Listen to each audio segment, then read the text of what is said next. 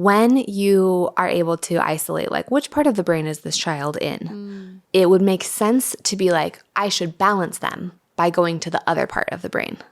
But in fact, you should meet them in the part where they are, right? So if you've got a child who's on a big ol' feelings side, you need to go over there and attune to the feelings so that you then are like in a position of credibility to them almost, to be like, yeah, we're on this side. Now come with me over here to this left side and let's build a story around this that makes sense, so that you're together attuning to them where they are. And then you can be the guide who walks them up the stairs slowly over time, over and over and over, until they learn how to do that without someone holding their hand.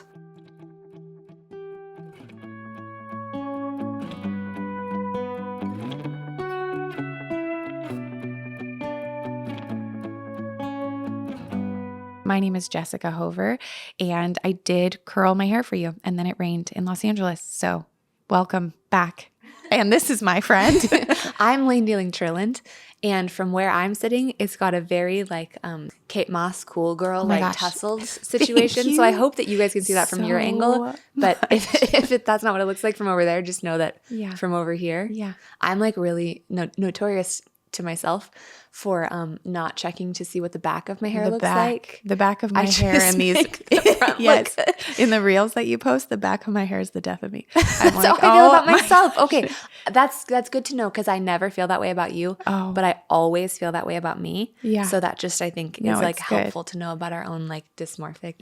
No, and also because I come here and I'm like, it's just a podcast. They're just gonna listen to us, but Instagram is just visual. So they still are going to see that I didn't put effort into my hair. From the front, today I did. You look really good. Thank you so much. Welcome back to the podcast, guys. Oh, wait, this is? I think I said I'm Layne Trilland, but this is Very Good Enough, a podcast from Very Good Mothers Club.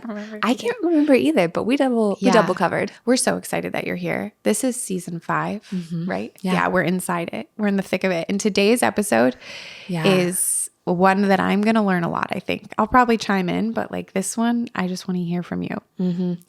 Today's episode is going to be me speaking in very just like regular person, chatty friend terms about brain development. Yeah. And why it's like so vitally important, why it absolutely changed the way that I interact with children. Like, People tell you that things will unlock things all the time. People will tell you this is the secret. People will tell you the number one hack. Right. If anything's ever been a hack, it's been human brain development, like understanding what's happening inside so that we are not so absolutely effing confused by like the total mystery of the behavior that we see in front of us. Like we are always so baffled by other people. You know, other people are so important, and other people are such a mystery to us. We walk around like nervous about them, but excited about them. And like we've always been that way since we were little tiny children, just being like, that's the most exciting thing. What about her? And I want to touch her face and I want to see her and I want to think about her, but I don't know what she's thinking about. Right. And she says stuff, but she doesn't say the whole stuff, right? Like this other person is always such an enigma to us. And we try to split that into categories. We try to say, well, men are like this and women are, couldn't possibly understand them. or we talk about children. We'll just wait till they're human, you know? Yeah. People say that about toddlers all the time. Those aren't really human yet, which I understand. But also, it's really just saying, I don't know what that is. Yeah. That's a little different from me in some way that I don't know how to bridge. And also, I'm a little bit of a mystery to myself. Right. I do things I don't want to do, and things I want to do I can't seem to achieve. Like there's so much happening with us all the time that we don't totally know why. And we can leave it a mystery. You could just learn nothing about brain development and then just like really sort of enjoy the like odd quirk of your own self and of other people and be like, wow, I'm constantly enamored and surprised by other people. But for myself, I like a little less frustration. I like a little less confusion. And the things in me that get triggered or emotionally heightened, that happens less when I'm not confused. When I understand why something's happening, when I can put a thing into like a little bit of context, then I can process it actually through the 4 quadrants of my brain, which we'll talk about, but like having a little context, I feel like makes things less so confusing. Much more reasonable. Yeah. So mostly what I'm going to talk about today is like the first, maybe third of this book. It's called The Whole Brain Child. We've talked about Dr. Dan Siegel many a time on the podcast. I have yet to read this book, but Layne said if there was one parenting book ever to read, it's this one. So I'll read it. Mm-hmm. She also said she was hesitant to do a podcast episode about this because she doesn't yet feel ready to come at you as a teacher on this topic. So I said, well, then could you please come at us as our friend Layne, who knows more about this topic than we do, and just share kind of from the heart. So that is the tone you're getting. Later in life, I wouldn't be surprised at all if you do teach on this. It seems like something you care enough about that you would put together something. But yeah, I'm excited to hear from you, especially as someone who has no idea what's inside of that book. But I have 3 children and a lot of moms in my life. I would love to know more about brain development and see if it could help me even as I leave here and go parent my own kids. Yeah. So lead me. Take me away. Here we go. Okay. So we're going to talk about this in like the most just like simple, regular terms, mostly because I don't know what the other terms are, right? Like I can't tell you which piece of your brain is called this and what its exact function is. Like partly haven't learned it. Also mostly haven't learned it because I'm not that interested. I'm really only curious about this kind of thing in as much as it's like directly useful to me in my day with a 2-year-old or like in my immediate understanding of like why I did that thing that I did not want to do. Like that's so just like very broad strokes here. Like I just want to make these little tiny toddlers make some sense to you. And then you guys go like be the parent however you want. Like that's my overall goal. And so I just want you to get a little bit of clarity on the inside. So basically your brain can be broken up into 4 parts. Okay. They're like 4 quadrants of the brain essentially. And I think we've all talked about like left brain and right brain a lot in our lives. People get called like, oh, he's such a left brain thinker. Oh, she's like such a right brain, like feeler, artist kind of person. And it is often very gendered like that. So the left part of your brain, like if you think about it as like 4 pieces, but like divided by like a little X, not like an up and down cross so much. So that there's like an up one and a bottom one and then a left one and a right one. Is that correct from your perspective? For the listener, I'm making some hand gestures that I don't know if that's left and right, but you guys know what left and right is. Yes. 2 sides, top, bottom, 2 sides. We all kind of know like the left side of your brain is the logic side, the reasoning, sequencing, like this came before this, like that kind of stuff. Like math happens over there, engineering happens over there, any kinds of like narrative sequencing. We use it for symbol recognition, like when we're reading and stuff, we know like, oh, that symbol makes that sound. Those kinds of like very simple, logical, rational links. All that stuff happens very physically, like electricity moves from neuron to neuron on the left side of your brain. That's what you're using to do that kind of stuff. You're driving and you're like looking around and you're like, okay, it's going to be my turn and then that person's turn. Oh, that person has a blinker on, so they're going to move. So then I'll move up in the line. Like all that kind of thinking is happening on that left side of your brain. Wow. And then very physically, on the right side of your brain is connected to all of your emotions, all of those like the sophisticated, like sort of swirling ribbons of all your little feelings that wrap around each other. Most of your understanding of your relationship with your body is on that right side of your brain. A lot of memory gets stored in the back and the right side. Social interactions, like our perception about the social interactions, right? So from the left side of the brain, I could say, Jessica came into my home, we embraced one another, she set her things down. I can tell you the sequence of what happened when Jess walked in a little bit ago. But like the right side of my brain would be the part that's like, oh my gosh, and then Jess got here and I was so excited to see her. And we started to talk about her day and what happened this morning and how it felt ovaries. And we talked about ovaries and then I wondered how she's feeling about the ovaries and the sickness. And then I thought about like, oh gosh, I got to tell her, like the left part of my brain would have been like, I need to tell Jess the things that I wrote down that we could be talking about this morning because we're going to record a couple of episodes. But the right side would be like, I need to express to Jess how I'm feeling about, maybe we'll do this topic. This is kind of the why of, this is what I think they would get. This is how I think it would be experientially for me and her to talk about this, right? Like that larger picture, rounder, softer, more connected, like all of that stuff is actually little pieces of electricity, little tiny neurons sparking back and forth between one another on this right side of my brain.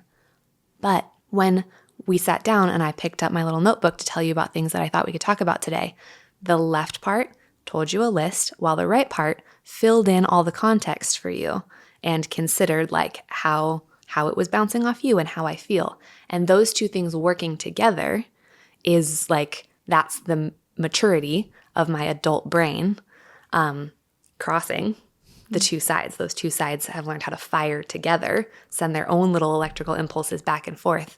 And so we would call that integrated. We would say that's vertically integrated, right? No, that's horizontally integrated. I struggle with left and right. I struggle with horizontal and vertical, but yeah, we got it. I can tell you on this like back and forth line, which is her horizontal, like the horizon, if you will. That's right.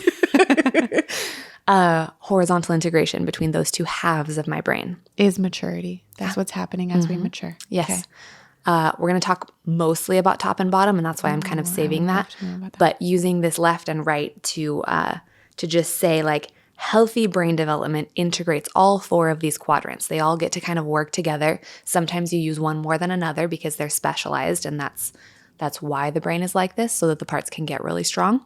And so then when it's like, oh, I really need this logic piece so bad right now, like it can send all its energy over to this other part, and we can really use that part. Then could that also be why, if you're having a day that feels really emotionally draining, then when you are required to operate more logically, it can feel like, I don't know what's going on. I don't have my facts in order. It would be a lot of effort for my brain to then pour its energy back over to that other side, because I've been really stuck over here. Yeah. And we're going to talk a lot about getting stuck in one quadrant or the other. I had that recently where I began something that really needed my brain to be like in order. And right before I went into it, I got in an argument with someone I love. And it felt like very heavy inside of me. And then I went into my next thing, and it was like my brain left me. I was like, I don't know how to do these things that I know how to do, but it takes the energy to organize the thoughts. Yeah, it's weird. But this is interesting to think about it like that. And it is, that's such a good example, because it is an actually, like, we really kind of forget that our brains are physical. I think for me, certainly, I sometimes think about my brain and my mind as being the same thing. And the mind is such an abstract metaphysical concept. But like, I have a physical brain. Something's actually happening in there. When activity stops in my brain, I then die. When there's activity in my brain, I am alive. Like, my life is very connected to this physical thing. This organ. And that can be understood, which is very hopeful. And it's also just very real. I think it takes some of the pressure off of, like, what do I not have, like, the moral and emotional stamina to do this meeting after I'm emotional, like after I've had this emotional conversation. I can't just like find it within my character to make the choice to focus in this meeting. Like, no, that's like not about my character. That's about like I used something. Body needs to reset. Just like if I carried something really heavy in this arm, oh my gosh, this arm is tired now, or if I've been very focused on doing something physically in this way, I now need to reorient myself to like really shift. If I've been sitting for a long time, I have to shake it off before I'm ready to just run. Like, this is your body. Yeah. And then you think of like little kids having to use one side of their brain, maybe in school.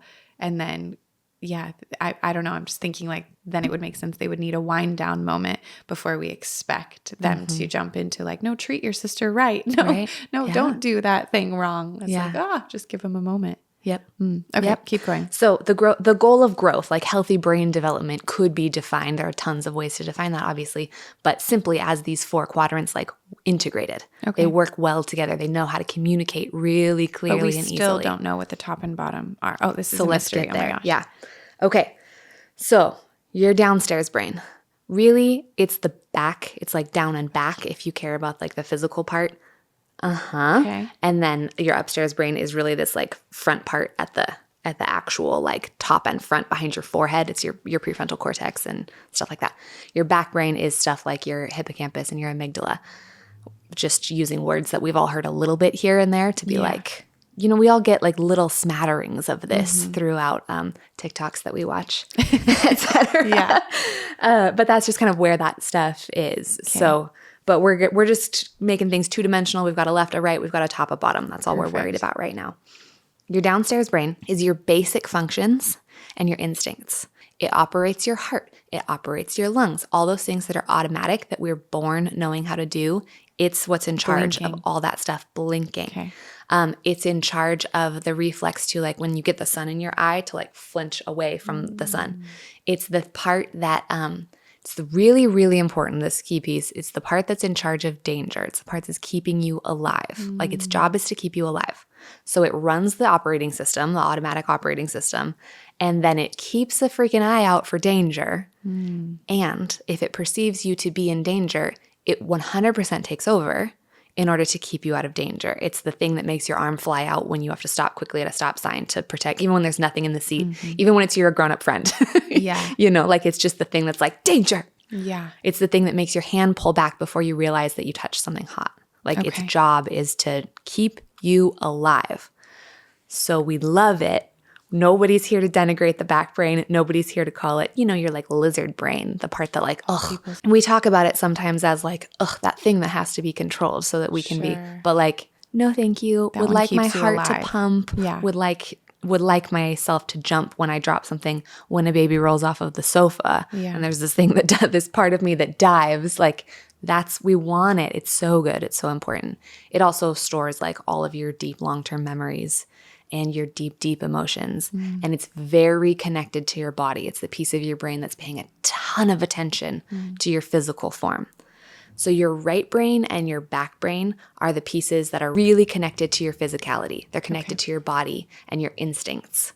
And what I would describe as like those deep places of you. Your left brain and your top brain are a lot more for processing and thinking, things that you're very conscious of. And we have a high value for these things. Obviously, they're very important. But there's sometimes a little bit less depth to them. You know, they're not that like visceral. They're not as visceral. They're much more processing. So this top front part of your brain, that is the part that is for what we call higher level thinking or executive functions, planning, decision making, what's that word? Delayed gratification in the interest of something you want more. Whoa. It's the ability to like put space between my impulse and the action. It's my ability to like actually dream something up for myself, to choose what I want, to make moral calculations, to make choices that feel a little worse for me but are better for us as a whole. It's my ability to push through frustration because I can see farther. I can see far enough ahead to know that like what I feel like I want is to lay down. What I actually want is to I don't know, what I actually want is to paint this painting. What I actually want is to have a business that functions. What I actually want is to throw my husband a fun birthday party. Sure. I feel tired. If I were just to go by my impulse, I would stop doing this planning. I would stop doing this work. I would just eat things that taste nice and watch television all of the time. But what I actually want is this life that I want. So I'm going to tolerate the frustration of the thing that I'm experiencing for the thing I actually want. Like it's so beautiful. It's like the piece of us that can decide. It's the piece of us that has actual ambitions, that has drive, just makes choices for us down the road. Now, your bottom brain comes into you are born, done, it's ready. It's one of the only pieces of your brain that's fully functional the second that you're born. Wow. Like you come out, you cry because that was painful, and you need a deep breath because you're breathing for the first time. Like you were aquatic in this little belly. You come out and you know to breathe because you have this back brain piece. You know to flinch when something hurts. You know to cry out when you need help. You know how to like nestle when it feels nice.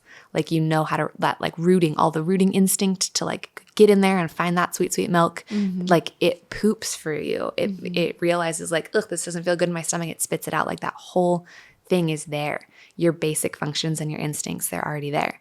So just to take it to your tiny children, like that baby has all those instincts. That baby's body is functioning. That 2-year-old body is functioning. If you recall the piece that I said about danger, it's got a real strong amygdala, which lets it know like, oh no, tiger. Oh no, I didn't like that, right? So all of that function of like the automatic flinching and that really automatic sense of keeping myself safe, keeping myself alive, it's totally intact that second that baby comes out. Now, your upstairs brain is under construction until you're in your mid-20s. Wow. All that decision-making, all that behavioral delayed gratification, all of that ability to take space between like impulse and action, that child is going to work on that until they're 25, 26, 27 sometime. Wow.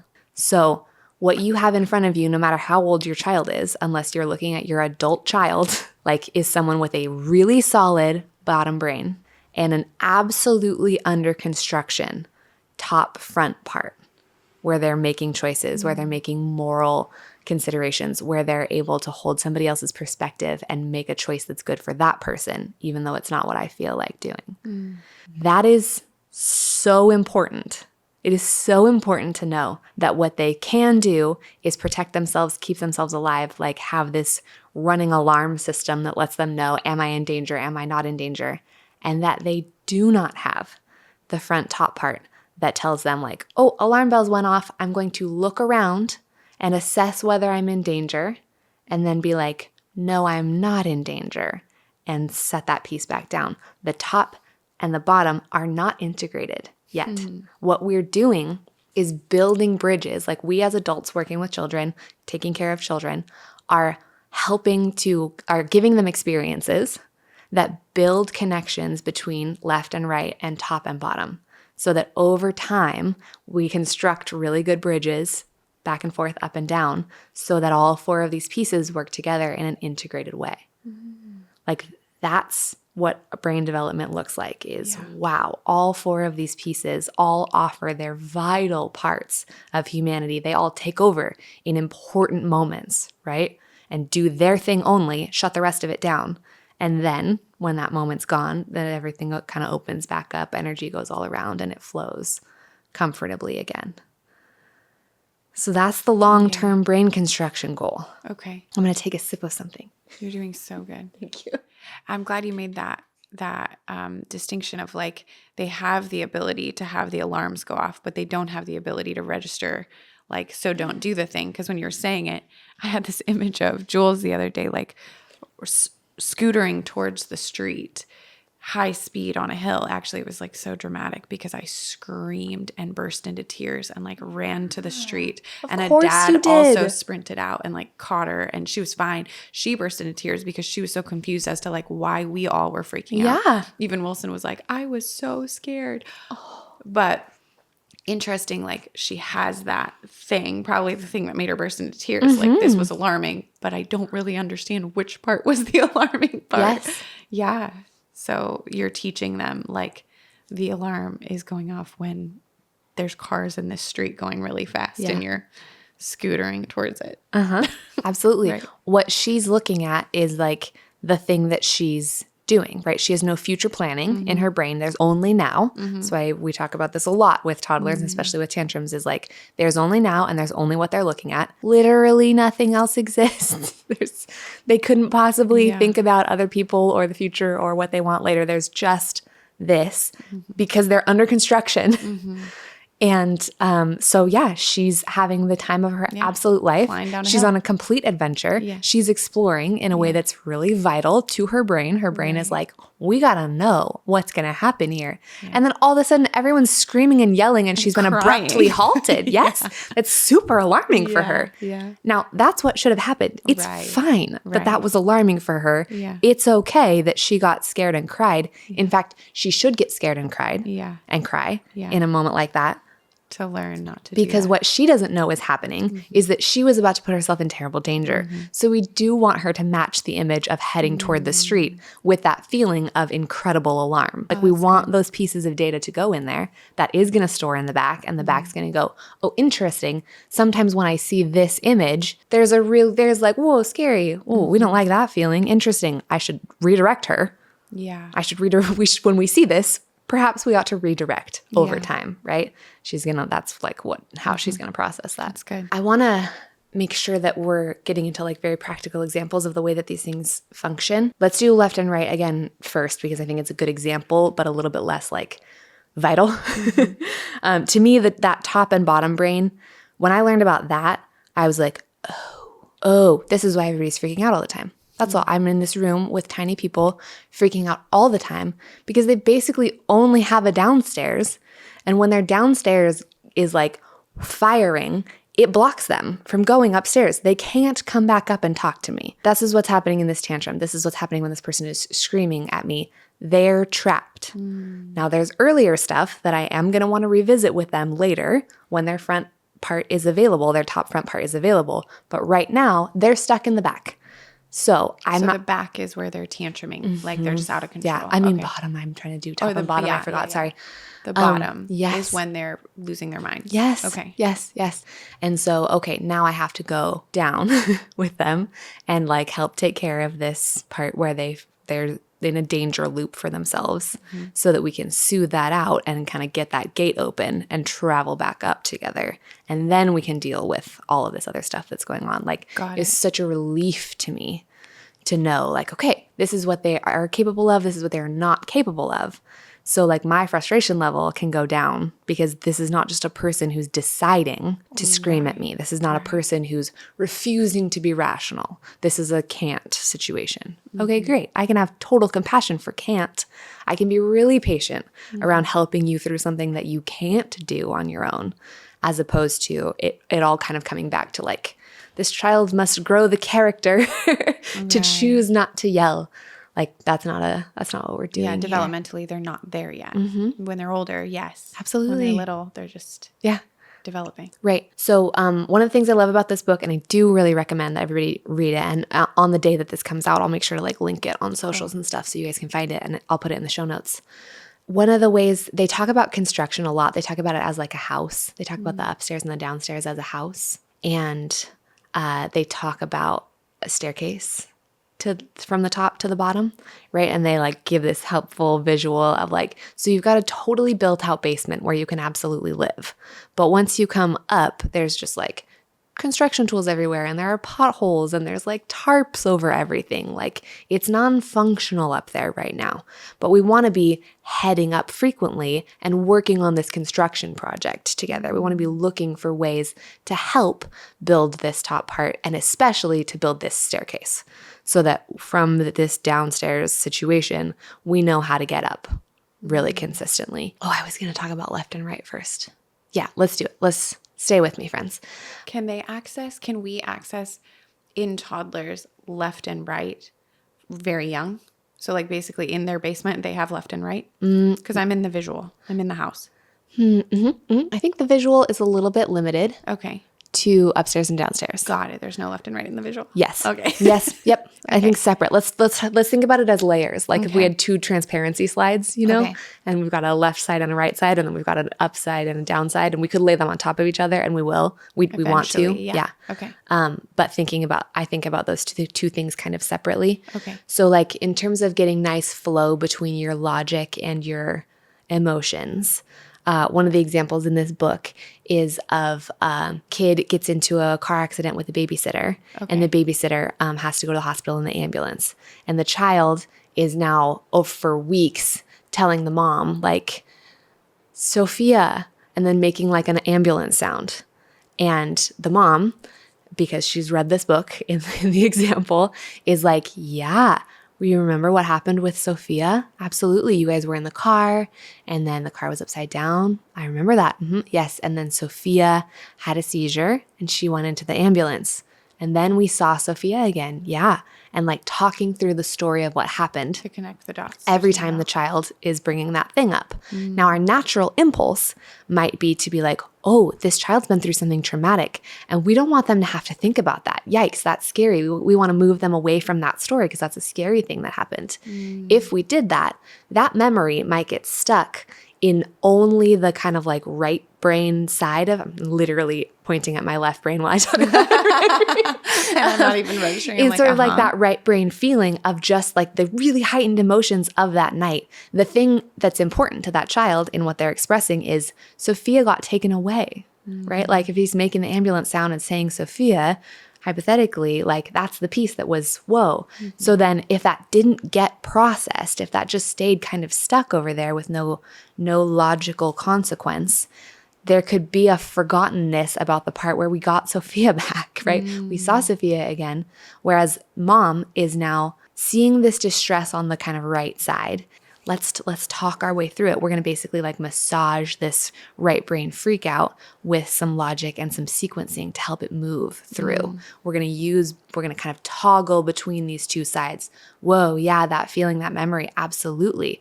And then this happened and this happened. Do you remember the next part? And starting to put the pieces together so that the flow between those two things, we do have the emotional experience, absolutely. But we also have the sequence of what happened there and the logic of it. We're able to talk about it in a time that's not really hard, right, flare up feeling, right? And so that child can now store that memory in a way that makes sense to it, wrapping good context around there so that the memory is now, Sophia and I got in a car accident. That was scary. She had a seizure and she had to go in the ambulance. And then the next day we brought her flowers and we saw Sophia again.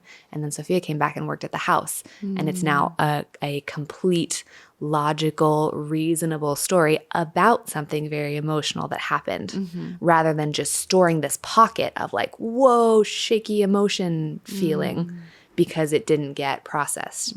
And so now that child has the practice of feeling really heightened emotions. And then, whoa, both sides of its brain have gotten to sort of like pass the information back and forth. And they've built a bunch of neural connections so that the next time he goes through something, there's already some conversation going on between both of those sides. Yeah. Yeah. That's so good. It's making me think like the language is so important because when a child brings up something that you know was emotional, and especially something that you know was a negative emotion for them, the temptation to like, oh, buddy, you don't have to think about that right now. Here, let's look over here. This is better.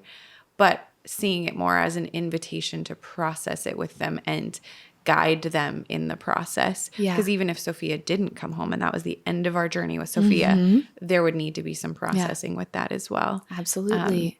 And then who came and got you? Oh, it was mommy and daddy got you. And we went home and took a bath and that felt nicer for you. And then you slept in your bed and you woke up and we were still here and we feel sad. We miss Sophia. Yeah. But you're going to be taken care of by this, yes, absolutely. The other day we had this happen in our house. I didn't know any of this, but it's helping me understand.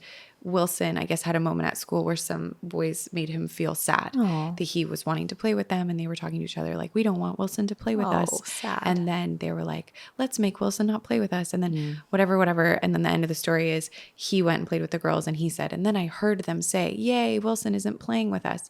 And it was funny because he kept bringing it up. But then the more he would bring it up and the more we would talk to him about it. And then even at dinner, he was like, Eloise, could you pray to God about it? It was so cute. This was like eye-opening for Sean and I.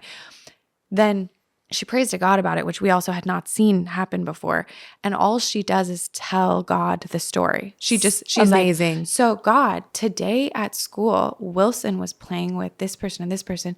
And she's like, is that how that went? And then all she did, like God. Sean and I are just watching this, like she's just basically validating his whole story. Like he's like, yeah. And then tell God about when he said this.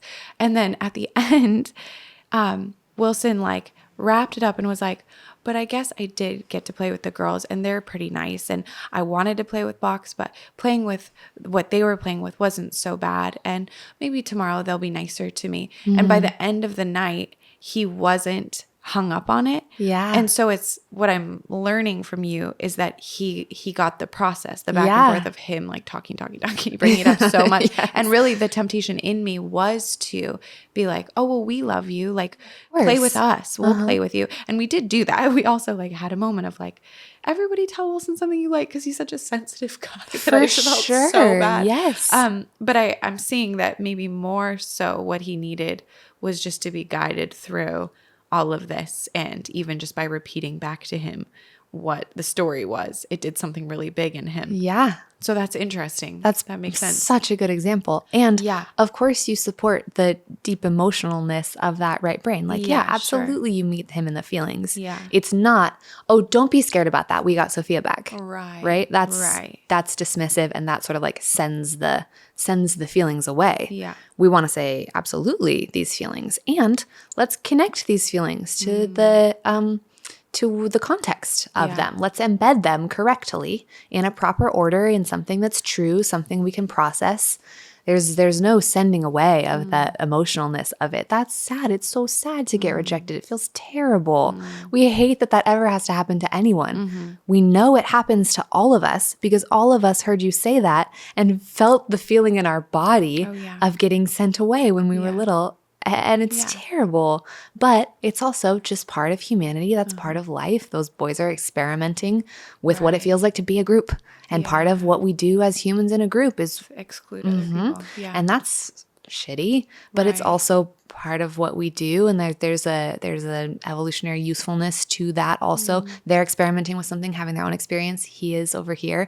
There's a high likelihood that at some point in his life, Wilson will also be in a group of 3 or 4 people sending somebody else away. He might have already done it. He may have already told us about it. Absolutely. That part probably felt great. Right. And so he didn't need to bring that part. That part felt easy to process. He went, whoa, interesting. That went through my reward system in my brain differently and just lodged that away. This is the piece that he got a little stuck over on that right side because it was a big emotional experience. Yeah, it hurts. Yeah. Right. The part that feels good is not a huge emotional experience usually. That's a piece that you're like, okay, cool.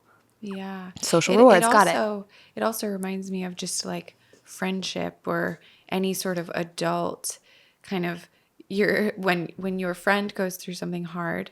I know for me the temptation is like, well, let's solve this problem, you know? But sometimes what they need or what we need, if we're the one struggling, is just like, will you walk with me as I kind of connect the dots between my feelings and logic and truth and fears and like just sort of we have mature brains that can do it ourselves, both of them. But sometimes when we're hurting, we really do need the other person to not minimize and be like, no, but focus on it. Look how beautiful the room is that you're in. Why can't you see it? And you're like, no, I just. Even if that's the place you arrive at the end of the conversation. Yes, there's a process. Yep. Yeah.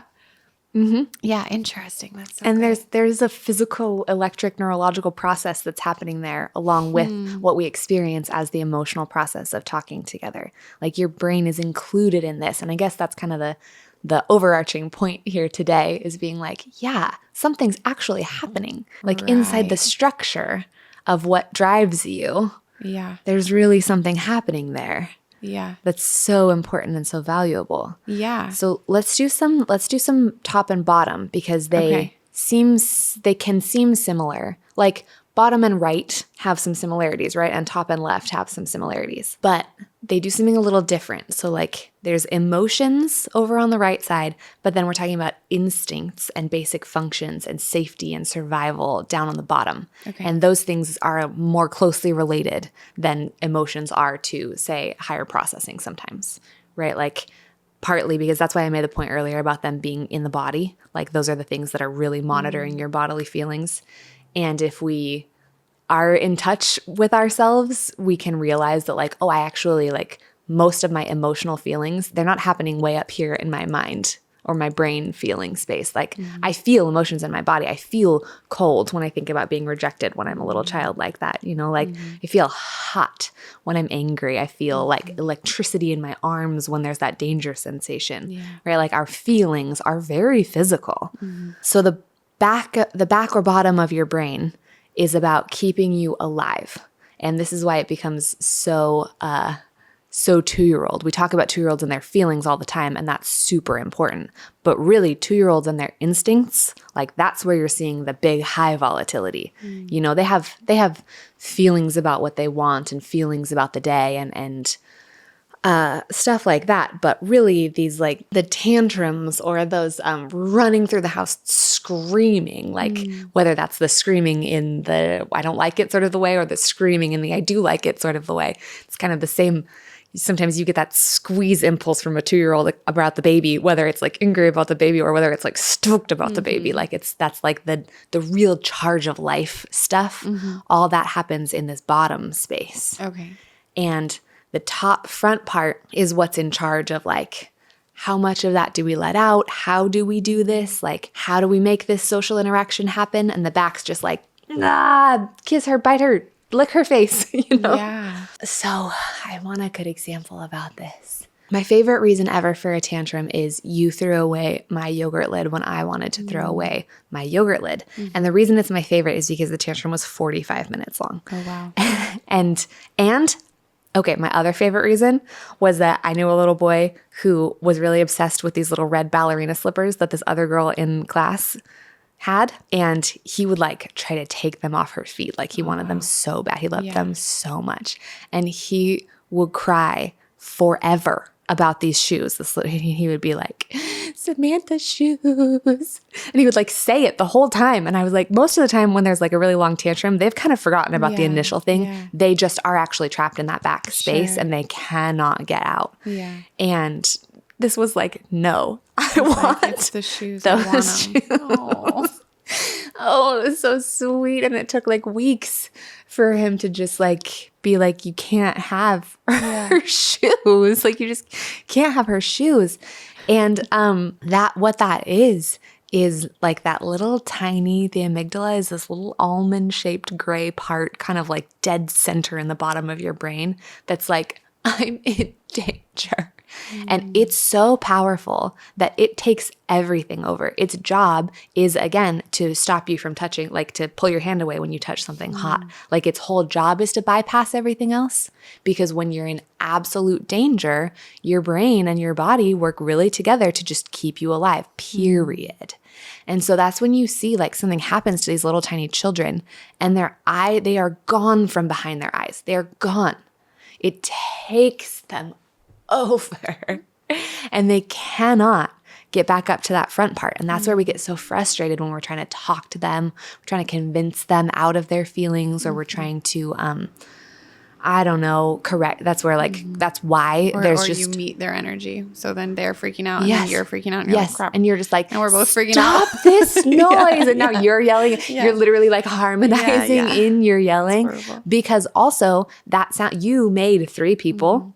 The sound of any child crying sets off some alarm bells in my bodies, right? Your body is designed to hear their sound and for that part of your brain to stop the world in order to make sure that they're safe, to stop the earth from turning, to make sure that those specific children are safe.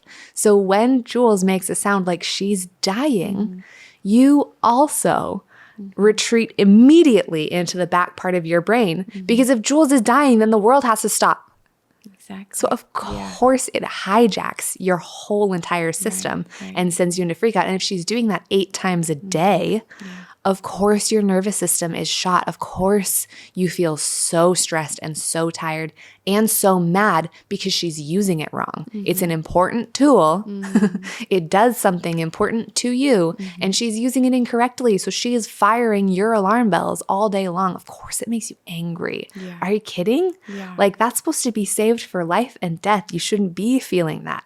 So it makes a ton of sense that your body protests. That's the back part of your brain trying to make you okay, trying to make that thing stop because you're not supposed to be using your system like that. And it knows like, I shouldn't feel like this all the time. Like there's a reason inside your brain why it gets so hot and so murky and so impulsive. That impulsive yell, that thing, like they really tell you not to shake babies because there is just this part of you eventually that's like, stop making that sound. It's insane how your arms feel this impulse to just make that sound stop. Like that comes from the back and bottom of your brain, trying to keep you safe. Fortunately for us, we have all developed the ability in the top to know, like, I'm going to use my planning to not shake this child because what I actually want is her well-being and my, like, I've got the context and the capacity to keep an open line of communication, to keep that staircase free and clear of debris, so that when the back of my brain is like, shake her, the top of my brain can be like, heard you, no thank you, got it. This is important. Our means of survival. Absolutely. That. Yes, I totally understand. Thank you for telling me. This does have to stop. You're right. I'm not just going to light this house on fire so that the screaming stops, Yeah. Which is also like respect to you if you're a younger parent. If you're like under 25. I was thinking that as you were talking. So much love to you because like. And so much support needed in order for you guys to be okay. You're still finishing up that top part of your own brain, and that's fine. It's not a moral failing if you find it a little harder than maybe some older parents to like deal with those like big fire feelings. Yeah. You're finishing up your own brain. That's fine. You can still be a phenomenal parent. And actually, a little bit extra praise to you for every time you use those executive functions really well. Good on you. Yikes, that's so gnarly. Wow. I mean, this is why even just as adults outside of parenting, we look back on some of the stuff that we did when we were 20 and be like, why did you say that to that person? You great. Why like did there's you get that tattoo? Absolutely. I feel so much judgment all the time when in fact, like executive functions were not cooked. Like the top part of my brain had not finished its literal physical architecture. Like it wasn't done. It couldn't have. I couldn't actually have done better in that moment than I did. So what does this mean for how we relate when our children are in their downstairs and we are looking at wanting to, I think what I'm gathering is like we're trying to help connect downstairs to upstairs, right? Yep. Is that just so that I have context for like my time's not wasted, eventually it all connects, or is there something I'm doing intentionally? Because I really caught like the emotion and the logic part and we're processing and using my words is really valuable. Yeah. Is there something there between the bottom and the top? Absolutely. When you are able to isolate like which part of the brain is this child in, it would make sense to be like, I should balance them by going to the other part of the brain.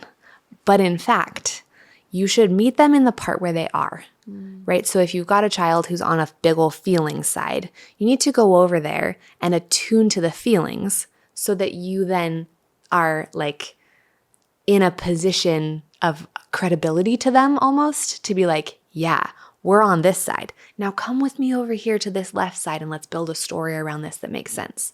If your child is down here on the survival side and you're trying to talk to them about something that is reasonable and contextual and planning that wants them to like, come on up here, kid, where it's like, make a moral decision to not hit this other person, like no-go, because they think it's survival. So you need to come down to meet them at like a basic instincts, basic survival level so that you're together, attuning to them where they are, and then you can be the guide who walks them up the stairs slowly over time, over and over and over, until they learn how to do that without someone holding their hand. So you have a tantruming 2-year-old. Either you're meeting a physical need. You're like, wow, seems like it's really cold down there on the floor. Would you like this cozy blanket to help your physical body feel better? Oh my gosh, if I was yelling like that, my throat would really hurt. Would love to give you this water bottle. They're going to swat it away. That's fine. But what you're demonstrating is like, wow, that's, yeah, Right here. we're down here in the part where you think that the world is over and that you're dying. Now, I'm not attuning to you doesn't mean I'm going to join you. I know that the world is not over and you are not dying. So I am going to stay in my like reasonable adult space, but I'm not going to brush that part away. I'm not going to now yell at you for yelling. I'm not going to be like pleading or crying with you. Like I can see the zone that we're in, but I'm also not going to start talking at you about why it matters that your sister has feelings too, or like what the reasoning is behind why we can't go to Disneyland today because we were there yesterday. Like that's not reasonable. I need to like, can't hear you. Yeah, be properly acknowledging and meeting you where you are, so that then now that like there's flow between us, I can sort of help you take the little river ride up these stairs into the front of your brain, and we can start to kind of, then you circle back and do the thing about, Julesy, that was a big deal. What happened there? Whoa, that was scary. Did you notice how everybody was crying? Yeah. Whoa, that's because everybody loves you. And what we noticed is that it looked like you were in so much danger, and we are never, ever going to let you be in danger if we can help it. Look around. Where are we? Do you see the road? Do you see those cars? Are you bigger than those cars? No. The car would crush your little body. I love your little body. Let's feel your little body. Shake her up a little bit. Oh my gosh, all these parts are so important to me. I'm going to keep this skin safe. I'm going to keep these bones safe. I'm going to keep this little Jules head safe. And you are going to look around because you also are going to keep this little Jules body safe.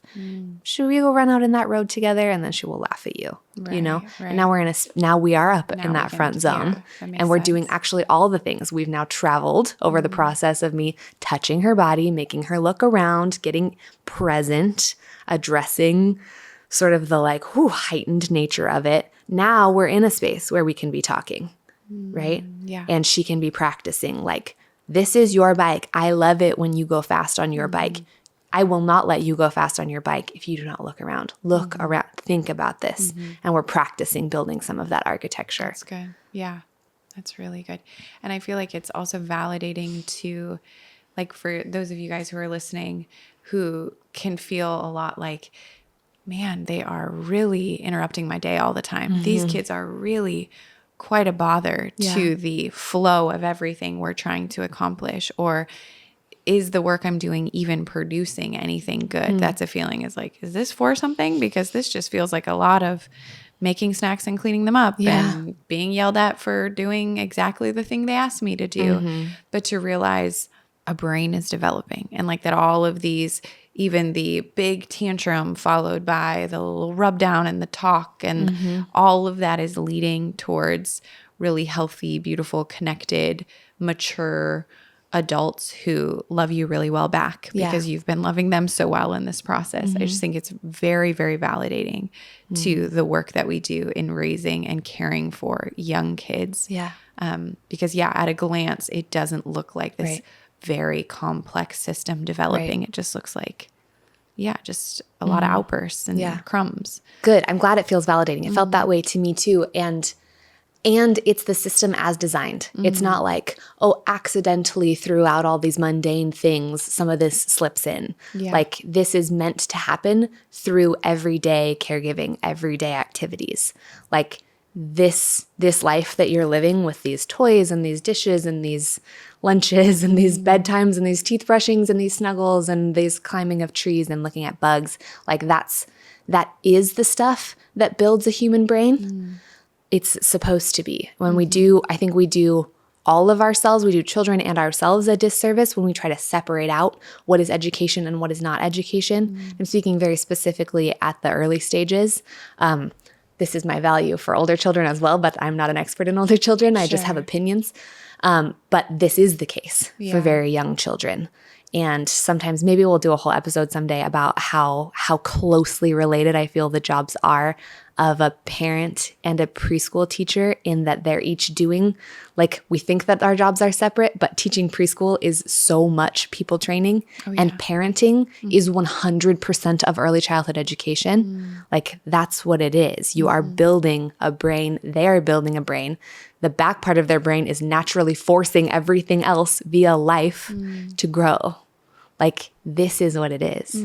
And you're doing a great job at it as long as they're alive. That's literally it. If you're keeping them alive, then it's happening. And of course, there are wonderful ways that we can support it and grow it and make it more efficient and more sophisticated and like increase health. We can increase the integration between these 4 pieces. But the system is happening. It's running in the background, whether or not you're focused on it. Yeah. And I just think that's amazing. That's so cool. Yeah, it's funny. It's like the picture that I see is like someone who's growing like lush crops or something, but the only part of the process they get to be a part of is like tending to the soil and nurturing a little plant. They could very easily convince themselves that they don't do much, when anybody who is a part of enjoying all of the fruit of the labor that comes later that they don't see would be like, wow, that was a very important job. Look at all the nourishment that came from the time you spent in the dirt doing the thing that didn't produce anything yet, because it all takes time. Yeah, absolutely. And with little ones, they're so precious and sweet. And like, I actually love the young ages, I think are so fun, but there is so much of it that is challenging. And without knowing some of this, you don't really know. Like, and it can be disheartening too when you're like, yeah, it's weird. They actually don't even remember these early years. So isn't that kind of sad? Yes. A lot of people think they're just like waiting for later when it's a human and you can teach it stuff. Yeah. And I could see that being really sad to the preschool teacher or young, like early childhood caregiver who's like, well, I'm going to invest a lot of my time into a stage of development that the kid won't remember and the parents will be too busy to remember because they're going to move on and have to care for all the other teachers and coaches and things. And yet this stage, I mean, they say that actually 0 to 3 and 0 to 5 specifically are like crucial for development of a person. And so this is hugely important. Yeah. It just doesn't always feel important. Yeah. That was a real story I had to build for myself of being like, I love these children so much. I spend some of them I spend more awake hours than their mom. Parents. Yes. And because of language, they will not recall these memories. However, they don't need to be able to actively, with the top front of their brain, pull up my name and face in order for me to have been a vital piece of like building the construction of their brain. Like, they're going to just go out there and live better because I got to do this work with them than if I hadn't.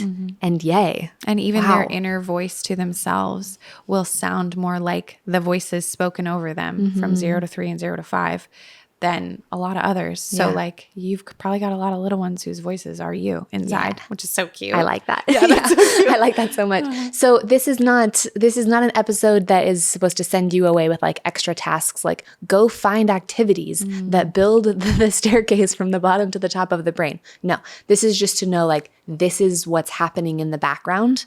And if you can do it a little more consciously, amazing. You can impact it more specifically. And even just to know, oh, this is what's going on here. But honestly, even for myself, there are times when I'm like in a fight all of a sudden with my husband and I don't know why. And I'm like picturing a little baby gate trapping me in the back down at the bottom of my brain being like, wow, okay. Come upstairs. My perspective is not accurate right now. Something feels threatened. We just got to take care of the threatened part and then we'll be able to use the rest of this MF and brain. That's so good. Thank you. This was great. Good. Well I'm done. so glad you liked it. Friend to friends. That was really great. Oh, my friends, Appreciate it. if you have questions about this, if you have thoughts about this, if you are a neuroscientist and I said anything here that was a lie, and any of you would like to share any of those thoughts or questions, we have a podcast-specific email address. It is verygoodenoughpod, verygoodenoughpod @gmail.com. Send those things in. Also, if you would like specific support, I would be very, very happy to have you in my one-on-one coaching schedule. We just do little one-offs. So it's just, we just jump on the phone, handle some stuff. I'll send you notes and things afterwards so that you can translate that to your parenting partner or just reflect on it. If you want friends, If you want to be more educated about this, if you want some support, if you want just a place to tell your stories so that you're not doing this parenting alone. If you want more access to me and Layne, and we've got a therapist, and we've got lactation consultants and sleep consultants and experienced moms and new moms. Join Very Good Mothers Club. Join our online community. And don't go through this alone. And especially don't feel crazy in the midst of it. If you're going through this young, early parenting stage and you're like, I don't feel like myself, my marriage isn't what it used to be, my just sense of identity isn't what it used to be, like, you're not by yourself. We have a whole group of us who would love to process that with you, and you'll feel better. You'll feel better really fast. That's the cool part. So thanks for being here. We'll see you really soon. Next week, or are you doing bonus episodes too? I'm also doing bonus episodes on Fridays. See you Friday. See you Friday. Okay. Bye, guys. Bye.